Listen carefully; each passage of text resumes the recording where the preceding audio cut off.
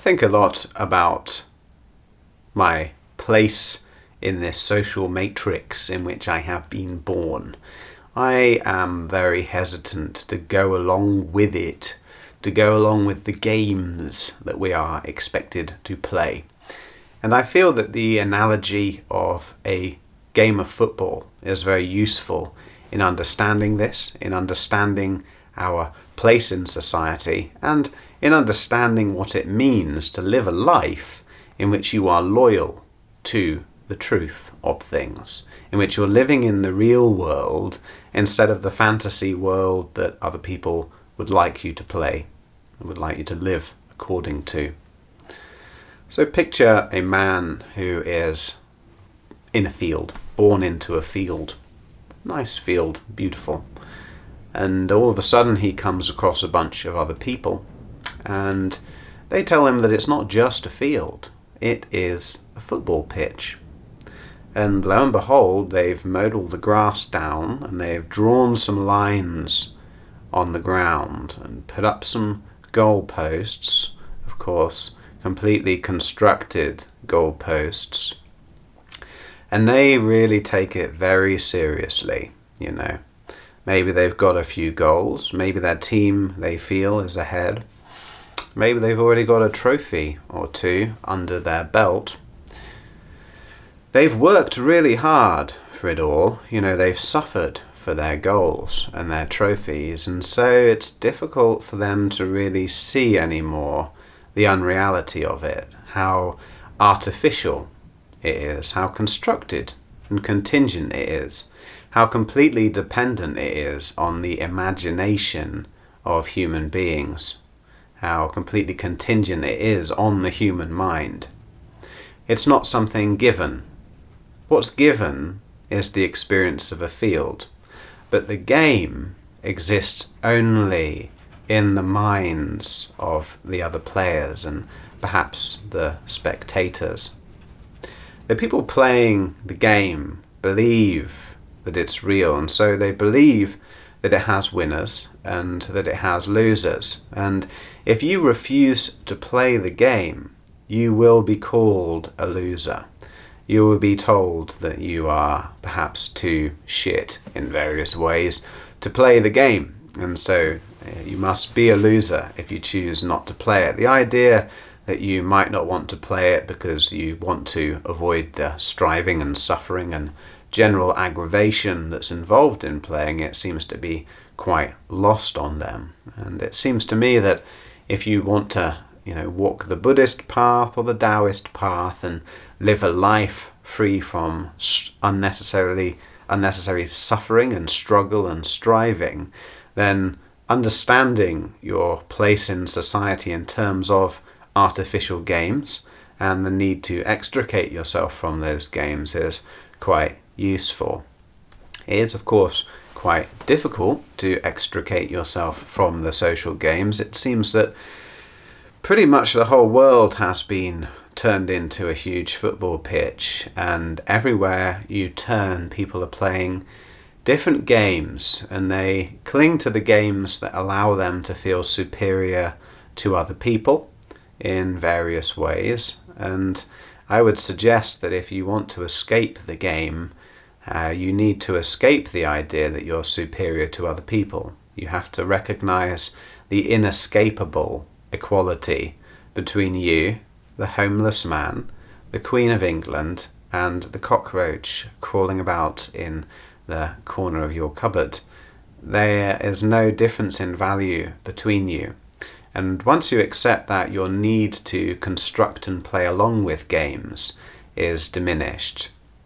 It demands a kind of loyalty to the truth of the gamelessness of reality, this reality that you're left with when you subtract the fictions, delusions, and artifice of society, of the other people you interact with. And arguably, it's not an easy path. You miss out on certain experiences by choosing not to play the game.